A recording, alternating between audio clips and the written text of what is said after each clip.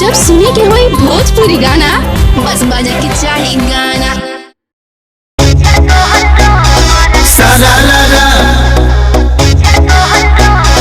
सारा लाला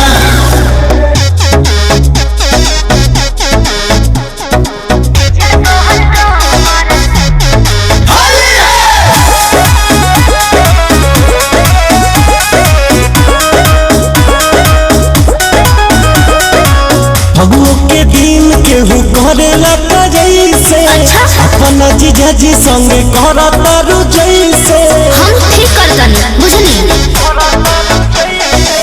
फगुओ के दिन केहू करेला जैसे अपना जीजा जी संगे करता